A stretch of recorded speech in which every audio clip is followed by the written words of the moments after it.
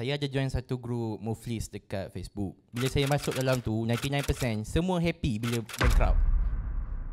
Dia happy sebab debt collector tak kejar, bank tak kejar. Dia boleh hidup dengan happy dan dia boleh bayar dia punya loan dengan mudah. So, adakah betul atau tak bankrupt itu adalah benda yang bagus? Oh, jadi bila kita bankrupt, kita tak boleh ada bank account. Boleh ada dah, dia ada satu, ada syarat-syarat dia semua kan. Tapi generally speaking, you tak boleh ada duit. You kerja tapi you tak dapat duit. How is that happy? Lepas tu you status bankrupt. How is that happy? You tak boleh apply anything. Contoh lah kalau kita belum kahwin kan, kita tanya dia, I nak kahwin dengan you, you status bankrupt tak? Kena tanya tau. Zaman sekarang you need to ask. So kalau orang tu cakap I status bankrupt, you rasa perempuan nak kahwin dengan dia?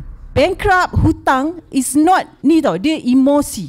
I rasa orang yang kat Facebook tu is just faking. And don't believe apa yang you rasa, your judgement tu. Don't believe it. Because nothing is good dengan status bankrupt. Bayangkan you orang biasa, lepas tu you kena tumbuk, patah tulang semua. Okay. Sakit tak? Sakit tu anggap tu bankrupt. Lepas tu ada orang pergi selamatkan you, pergi rawat you.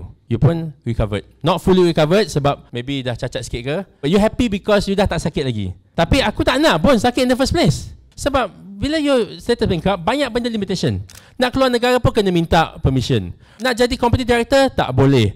Gaji semuanya satu bank account saja. Credit card tak boleh ambil.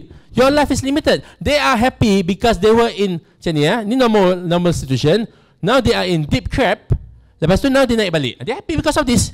I sebagai banker dulu dapat payslip daripada pekerja-pekerja kerajaan. Tak ada angkasa kat dalam tu. Tak pernah. Maknanya dia dapat je confirmation dengan kerja kerajaan. Wajib untuk dia ambil personal loan. For what? Tak tahulah, dah ada, ambil lah. Lepas tu dah ada duit tu, apa dia buat? Dia pergi beli handphone. Dia rasa kaya sekejap. Dia nampak duit tu. Hutang tu dia tak nampak. So at one point dia tengok-tengok dia tak boleh bayar, dia jatuh bankrupt.